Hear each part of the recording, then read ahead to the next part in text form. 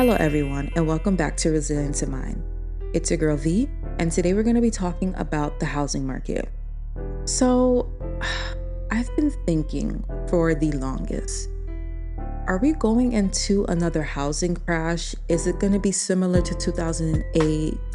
What's really going on with the economy? And we have all this news about tariffs and all kinds of things that are going around, and people just want to be able to afford life and feel like they have some breathing room.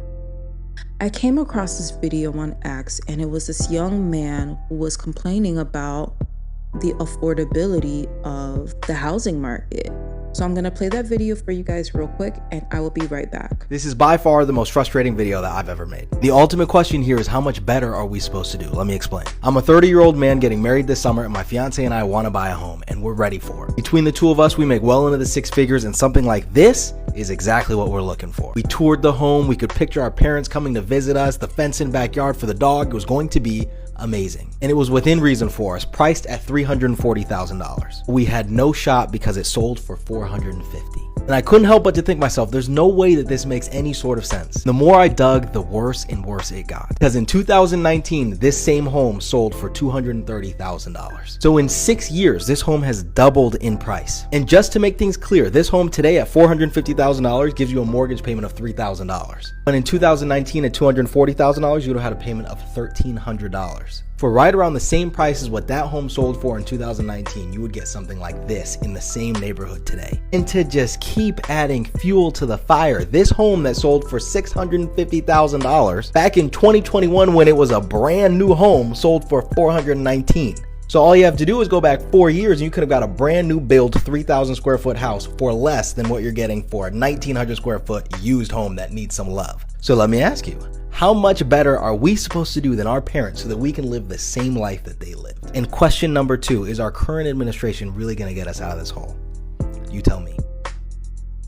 All right, you guys. So we finished watching that video together, and I understand the frustration of trying to buy a home. The American dream is telling us, get married, buy a home, have kids, have the dog, 2 cars, white picket fence, all the shebang, right? But it just seems as if that dream is fading into a further distance that's just beyond our reach.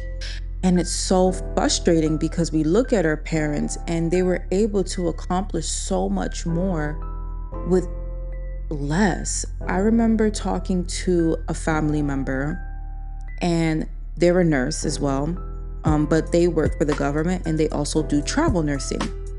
And he said that back in the 70s, when he was making $4 an hour, he was able to do more with that money versus him making well into the 6 figures in today's economy, which should tell you guys a lot. Because back then he was able to buy multiple properties and have a good living. He has 3 children, his wife never worked, and he was able to live a fairly comfortable life. But nowadays it feels like you have to make at least $300,000 for you to be comfortable. It's not enough to just made it into the 6 figures. You have to be damn near upper middle class to be able to have a comfortable life. Now, this man's sentiments, I completely understand because I had 2 experiences. Me and my husband, we were relocating, and we decided, let's go and buy a different home, right? We're looking, we're seeing things, and there were like 2 options that we really liked. One was a home that was already built. I think the home was probably built like maybe in I want to say 2012, 07. If I can find that home, I will put it up on the screen, but there's no guarantee that I'm be able to find it. But the home, they were asking $320,000 for it. Me and my husband, we said, okay, we can afford that. And I saved it. You don't want to just jump on the first house that you see. You want to be able to take your time, really think about it, because whenever you're making a huge financial decision, you never make those type of decisions on the first day. You want to kind of let it sit, marinate, and really be confident that, yes, I can afford this, I can do this, I will not regret this in the future. I want to say maybe a month down the line, not even a month, the house ended up selling for $760,000. Yeah, I said that right. They were asking for $320, and it was being sold for $760,000 in a bidding war. The house was beautiful, but even at the asking price of $320, I knew that the house was overpriced because I have a real estate license. I dabbled in real estate for a little bit before I decided to focus my time into travel nursing, but I still pay attention to the housing market. Another situation, there were these new builds that were being built in this new community. They were trying to develop the area. So the area was not even developed. There was still a lot of development that needed to take place. But you know what? It's a new build. We can customize it to our liking. We don't have to move into a home and give it a little TLC. We decided, okay, we went down there. We chose a lot that we liked. We looked at all of the homes. We saw the house that we really, really, really liked. And we decided this is going to be the house. So we went back home. We thought about it, prayed on it, and we decided, you know what? This is the house we're going to do.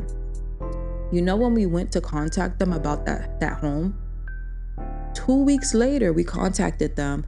The price of that house went up by $100,000. And I said immediately no. Because at this point, I feel like, God, do you want me to have a house or not? Because the price was already a little, okay, it was $330, but I'm like, you know what? It's a brand new build. I'm okay with that. It's going to be my house. I could see myself living in this house, with my kids in the future. But then to up it by $100,000, making it $430, could I have afforded that home at the moment? Yes, I could have. But then again, do I want all of my income going into a house? No, because that's how you end up being house broke. You have a lot of people who are buying homes and they're regretting it because they feel like they're house broke. Yeah, I have a house and on paper I look like I have money and I'm living the dream, but I can't go out if I have to budget really, really tight because you have to deal with all the maintenance of owning a house. So with all that being said, I'm really questioning, is the housing market, are we going to experience the same thing that happened in 2008? Because at this point, I feel like we've reached a bubble. These housing prices are getting way too expensive. You're having people who are either from out of state, sold their homes from these really expensive states, going into states where they don't typically pay a lot, but because the houses were more affordable, the cost of living was more affordable, they were able to get away with making less compared to other states. But now the fact that you have investors and people from out of state doing cash offers and bidding wars, it's causing the market to go up artificially. It's not that the house is worth that much, but if my neighbor sells their home for $400,000, even though it's worth $200,000, I'm not gonna put it on the market for $200,000. I'm gonna put it up for $400,000 to get as much as I can get. That's just how it goes. But it's not realistic for people who actually live in these states. Me and my husband decided, you know what? We're gonna rent for a couple of years because I would rather pay high rent for 2 to 3 years versus being stuck in a 30-year mortgage, but then I have no wiggle room. I can't breathe. Worst thing that could happen with me renting and the rent has become too expensive is I can get up and go and leave versus I'm stuck in a mortgage. And if I can't get up and leave without completely destroying my credit. So you just really have to weigh out your options. So I wanted to really compare what's going on with the housing market and see where we're heading. So if you go to any website or some of these major business platforms, you ask ChatGPT or Grok, whatever research that you're doing, they're gonna tell you that we're not really in a housing crash. It's not gonna be like 2008. But when I'm looking outside, I'm like, you sure about that? Because it's giving 2008, you know? So Business Insider reported that the first-time median age for first-time home buyers reached an all-time high of the age of 38. By the time my mom was 30, she had already bought her second home. And that's the house that me and my siblings lived in. She still lives in that house. So the fact that people are pretty much 2 years shy of being 40, and this is when they're buying their first home, is actually not a good indicator, especially when a lot of us, our parents already had homes in their mid to late 20s. It's also being reported that in Investopedia that the majority of home buyers are represented in the baby boomers, ages 60 to 78, because back then they bought homes and the houses were relatively affordable, and now they have a lot of equity, so they're the ones who are able to pull out equity, buy investment properties, or downsize or upgrade, get the house that they really wanted, or maybe if God's speaking to them, buy a house for their kids or their grandkids. So again, I pose the question, is the 2025 housing market heading towards a crash like we saw in 2008? Let's break it down. First, we're going to have to start with a little bit of a recap, okay? So in 2008, we saw a complete meltdown of the housing market. And here's a few things that caused it. I know there's a lot much more, but this video is already about 10 minutes and I really don't want it to be a 30-minute video. But subprime mortgages, banks handed out loans to anybody and their mama. If you said you worked at McDonald's and you made $300,000, you get a loan. You get a loan. Everybody got a loan, okay? Everybody felt like Oprah.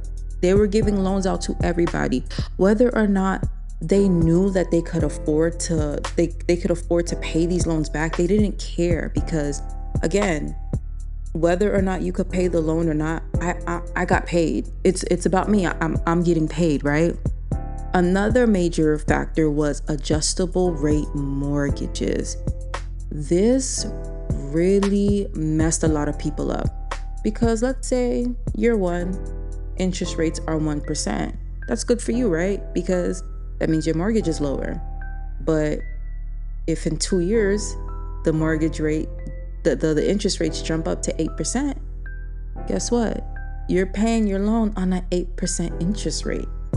So that volatility, that messed a lot of people up because I'm having to pay on an 8% interest rate, but my wages didn't go up. Next is homeowners simply couldn't afford to pay. So a lot of homes went on foreclosure. And that goes back to the first point when I talked about how banks were just lending out loans to anybody. Eventually, they were not able to pay. They defaulted, and this was at a massive scale. Fourth, housing prices tanked and foreclosures exploded. People were not able to pay back their loan. Even if they decided to sell these homes, they were either going to be in the negative because there was no equity anymore. They were in the negative. You bought the house, markets were booming. Let's say you bought the house at $120,000, but now because the market crashed, the home is only worth $80,000. Yeah, you're able to sell it, but you're still in the hole. You're not able to pay back your loan, ultimately resulting in the financial system that buckled and the economy literally went into a free fall because losing your home, that's just such a tough reality to deal with. And people were losing their jobs at this time, and it was I was young when it happened, but I understood the seriousness of it.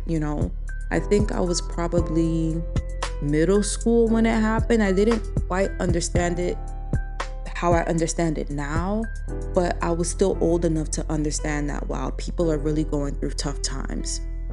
So now let's fast forward to 2025, right? So we're seeing different situations. I want to show you guys how they parallel, but they're not quite the same. But just because they're not quite the same, that does not mean we're not going towards that direction. So mortgage rates, they're high, but they're not as unstable. You have back then where, like I said, you had the adjustable interest rate mortgages versus now it's a fixed rate. If you got locked in at 3%, you got locked in at 2%, you got locked in at 4%, congratulations, okay? Because right now interest rates are about 6.75% to 6.55 on the lower end. Now, if you are going towards the new build route, a lot of them are offering better interest rates. I get emails all the time sent to me of different offers that they're offering. I saw one where it was an adjustable rate, but it started off at 1.99%, then it jumped up to 3.99, and then the third year it was 4.99 and up. 4.99 till the end of your 30-year or 15-year mortgage. Now, to be fair, buyers now are more qualified compared to 2008 due to strict post-2008 lending laws. So people are frustrated and they're complaining because yes, it got stricter to protect buyers. The question goes, is it a little bit too strict? Because I can afford to rent a $2,800 home, right? Like I'm paying $2,800 a month for my, for the house that I live in or the apartment that I'm renting out. But if I want to buy the home and they're saying my rent is going to be $2,800 a month, I'm being denied, which it sucks. And I could understand it from the lender's point of view because yeah, you can afford to pay $2,800 in rent in an apartment or a house that you're renting. But the reality of it is you're not dealing with the day-to-day maintenance. I'm renting right now. If my toilet goes out, guess what? I'm gonna submit a claim and somebody's gonna come out and fix my toilet within 2 to 3 business days. The microwave goes out, guess what? I'm getting a new one in 2 to 3 business days. Oh, the garbage disposal doesn't work anymore? Bet. Let me file a maintenance report, and guess what? Somebody's gonna come out and fix it. Zero cost to me. People don't understand that when you do buy a home, you have so many costs. You have lawn care. You have to replace your filters. Sometimes the refrigerator goes out. Sometimes your dishwasher decides to flood the kitchen and cause some damage. You want to make sure that you have room to be able to cover these maintenance costs, right?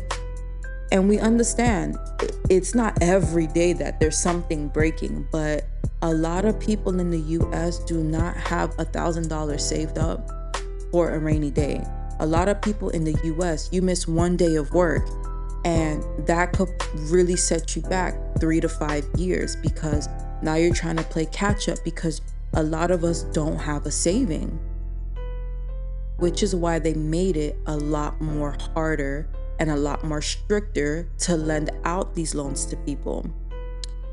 Thirdly, they're saying inventory is low, but it's rising, especially in my market. But if we're talking on all of America, I guess it's still relatively low, but it's growing. And I've noticed that these homes are sitting on the market a lot longer. During the pandemic, a house wasn't on the market for more than 15 days, let alone a month. If your house was on the market for more than a month, something was wrong with that house. If I saw that the house was on the market for 60 days, something's wrong with that house. Nowadays, the homes are staying on the market a lot longer, showing that people are not buying as much. And I'm noticing that they're starting to give a lot more incentives for people to buy. I'm seeing more price cuts. New home builds, they're offering to buy down your interest rates, and they're offering a washer and a dryer, and we'll give you $10,000 in upgrades, free upgrades. And if you don't use those upgrades, we could put it towards your closing costs.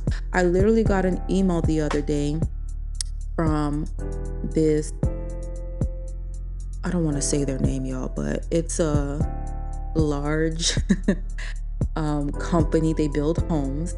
And in this particular part of Florida, because I'm from Florida, y'all, the homes there on average were, I think the cheapest house was like maybe $380, and this is like 2-bedroom, 2-bath, like small home.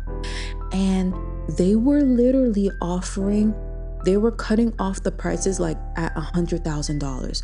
So like I saw one home that was like $400,000. They're now willing to take $295 new build.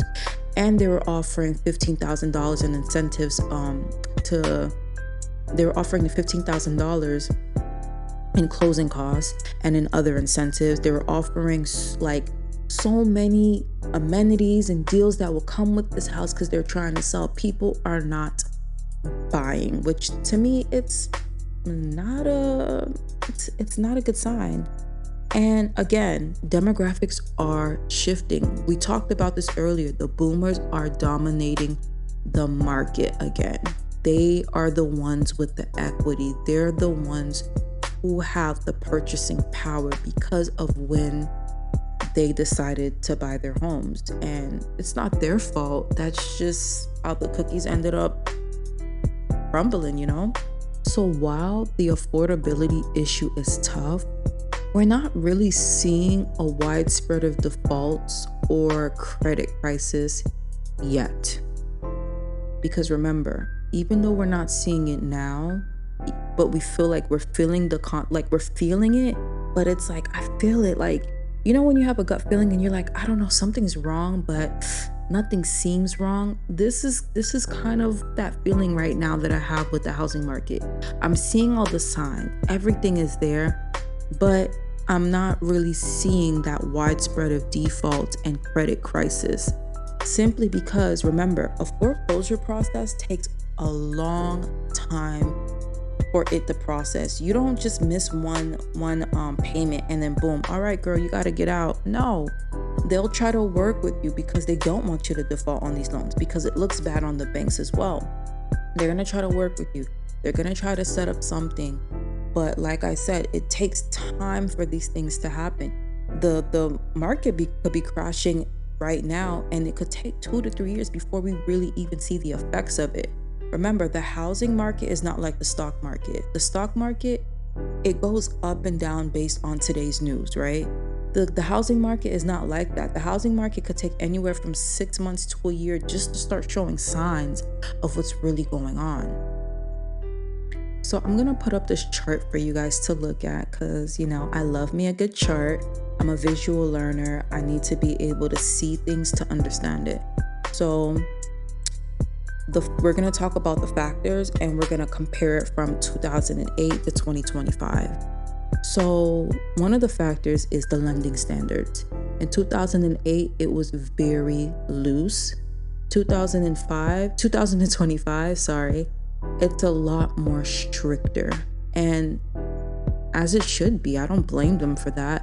If these mortgage lenders in 2008 weren't so greedy and didn't care about the well-being of others and how this thing could trickle down and affect the whole economy, we wouldn't be dealing with how hard it is to even get a loan to buy a house because of how strict it is. Loan types, we already spoke about that. The loans, they were very subprime and they were adjustable, versus now it's mostly fixed rate. And a lot of times, like I said, if you're going the new build route, a lot of these companies will even help buy down your interest rate. Homeowners equity, 2008, it was very low. Like I said, a lot of people were in the negatives. And in 2025, it's high, but in my opinion, I feel like it's artificially high because you have a lot of companies buying out neighborhoods to rent them out. You have boomers who bought their homes for $100,000 and now it's worth $400,000, $500,000, $800,000. They're able to go out and just boom, I'm gonna just buy this cash offer. I'm gonna ask way above what you're asking for because that's what I want. I get what I want. Bam, right? We'll see in 6 months to a year if that equity is still high. So I will be doing another video on this in 6 months to a year, maybe sooner, if things change, just to kind of recap and see if, just to kind of, it's like doing a little report card, right? We're just going to do a little checkup and see how you're progressing. So the inventory. In 2008, there was an oversupply of inventory. And in 2025, it's an undersupply, but I feel like it's growing. Reports are saying that it's not enough homes that are on the market. But with the amount of homes that are sitting on the market and they're not selling the way they used to, especially during the pandemic, I feel like in about 6 months to a year, maybe even 2 years, we're going to start to see that oversupply. Because like I said, the housing market, it takes a lot longer to show what's going on versus the stock market. The stock market, it's a day-by-day thing, right? Housing market is not like that. Also, foreclosures, there was a massive spike. And in 2025, we're still dealing with historically low foreclosure rates. Like I said, you do have banks that are trying to work with people. They don't want you to default on their loans because it looks bad on them. And foreclosures, it's a long, drawn out process. You don't miss one payment and boom, you're out of your home. It takes about 6 months for somebody to really go through a foreclosure. Sometimes it takes longer for that whole process to go through. And then the economic risk. Back in 2008, it was a systemic collapse, which means throughout the US, everything went down. Versus in 2025, we're seeing more localized pressure versus, for example, like in Florida. The housing market, it grew like crazy, right? But people are not making much more than what they made 4 or 5 years ago. So the affordability, that's a problem in the state of Florida, but you might go somewhere like in, Oklahoma. I don't know the Oklahoma market, so do not take this as gospel, but maybe somewhere in Oklahoma, the housing market is booming. It's doing well. The real estate agents, they're making their coins. The people there are happy. What they're making, they're able to afford, a home. So with all that being said, there are risks that we should keep an eye on.